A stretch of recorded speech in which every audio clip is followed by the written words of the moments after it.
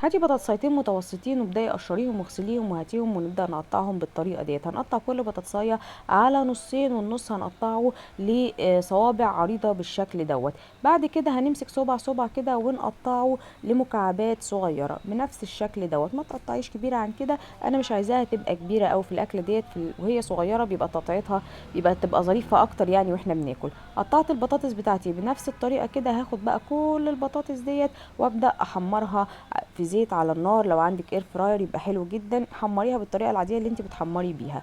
اوكي، انا حمرتهم في زيت واسيبهم على كده لما يتحمروا، واجيب البوله بتاعتي واحط فيها 4 أو 5 بيضات على حسب افراد الاسره عندك، ونبدا نحط البيض كده على بعضه، وننزل بقى على البيض دوت بالتوابل بتاعتنا، الملح والكمون والكزبره، رشه من الفلفل، رشه من البابريكا، نديله كمان شويه اسمه ايه ده، كركم صغيرين اللي هو الاصفر دوت.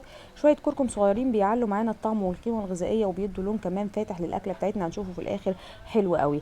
اقلب بقى واخفق البيض دوت مع التوابل دي كويس جدا لما يتجانسوا كده مع بعض، عشان مش عايزه اشوف التوابل ديت ملامح، انا عايزاها كده تدوب خالص في البيض، تبقى بالشكل اللي احنا شايفينه دوت، علشان وانا باكل ما الاقيش حته توابل كده قويه، انتوا فاهميني.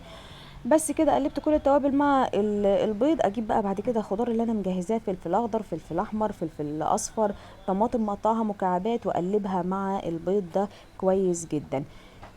قلبيهم كده لما يبقوا بالشكل التحفه اللي انت شايفاه دوت. عندك بعد كده البطاطس لما حمرناها نجيبها ونحطها على البيض والخضار ده.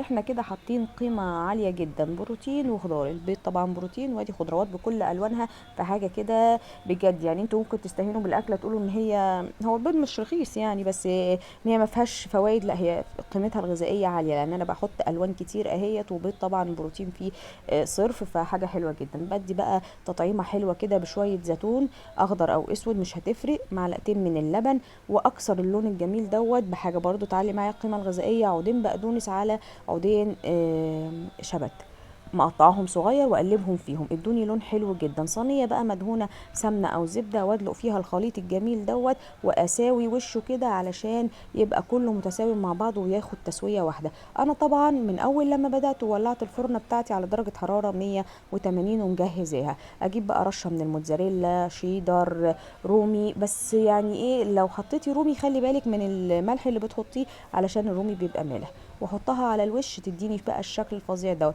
بتاخد في الفرن على درجه حراره 180، تاخد فيها نص ساعه، وبتطلع معايا صينيه بالجمال اللي انت شايفاه ده.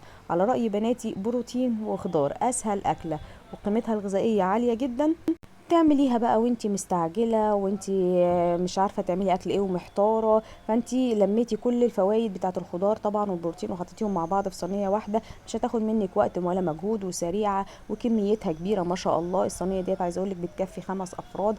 حلوه قوي. ممكن تعملي بقى جنبها شويه جبنه بالخيار والطماطم، طاجن فول من اللي بالبسطرمه اللي عملناه قبل كده. وده شكل القطعه بتاعتنا، تسيبيها طبعا بقى تبرد شويه هتطلع معاكي تحفه. وده بصوا بقى ما شاء الله، انا بصراحه بحب اكلها كده سندوتشات، بتبقى جميله قوي. هي طبعا سخنه قوي في ايدي فانا ماسكاها بالعافيه، بس انا عايزه اقولك طعمها بجد رائع.